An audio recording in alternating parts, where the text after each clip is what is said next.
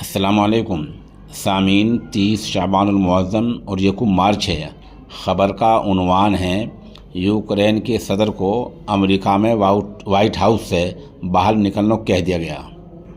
دراصل 24 گھنٹے پہلے یوکرین کے صدر اور امریکی صدر کے درمیان ملاقات ہوئی۔ ملاقات کی ویڈیو چلی رہی تھی کہ بیچ میں کسی بات پر بگڑ گئی۔ جب بگڑ گئی تو وائٹ ہاؤس سے کہا گیا کہ آپ یہاں سے چلے جائیں، تو اس طرح یوکرین کے صدر کو نہایت مایوسی کی حالت میں وہاں سے نکلنا پڑا ہے۔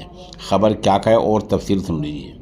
یوکرین کے صدر وولادیمیر زیلنسکی اور امریکی صدر ڈونلڈ ٹرمپ کے درمیان 24 گھنٹے پہلے ہوئی بات چیت نے اس وقت نازک صورتحال اختیار کر لی جب روس یوکرین کی جنگ کے سوال پر دونوں کے بیچ تیکھی بحث ہوئی۔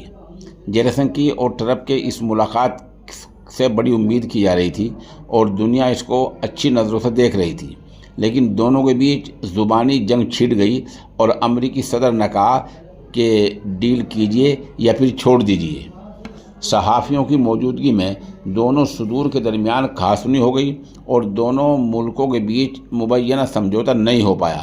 مانا جا رہا تھا کہ سمجھوتہ روس یوکرین کے بیچ جنگ بند کر دے گا، لیکن تنازع کے ساتھ ختم ہوئی اس بات چیت نے یہ امید فی الحال ختم کر دی ہے۔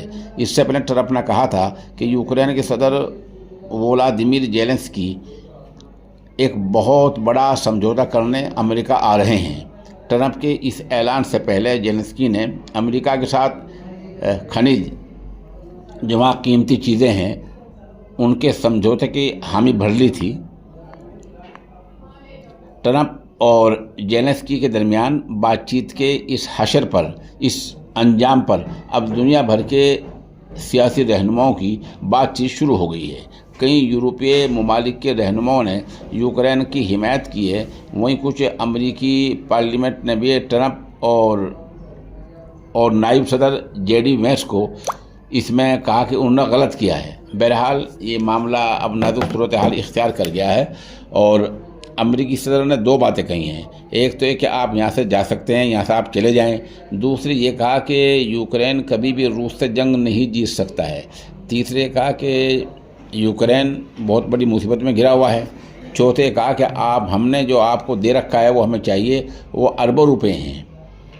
زیلنسکی نے یہ کہا کہ ہم سمجھوتے کے تحت پیسے دے دیں گے، لیکن ہمیں سیکورٹی گارنٹی چاہیے۔ ہم جنگ بند کر دیں گے لیکن سیکورٹی گارنٹی چاہیے۔ اس سوال پر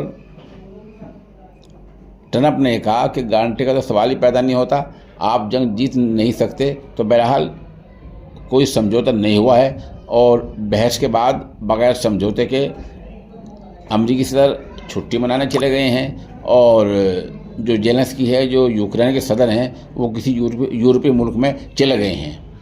بعد میں صحافی کے سوال کے جواب میں یوکرین کے صدر نے کہا میں معافی نہیں مانگوں گا، میں نے کوئی غلطی نہیں کی ہے۔ ہاں، میں امریکی صدر کا احترام کرتا ہوں، وہاں کے عوام کا احترام کرتا ہوں۔ اس طرح کے الفاظ آئے ہیں۔ اب دیکھیے اور آگے یہ معاملہ کیا رخ اختیار کرتا ہے۔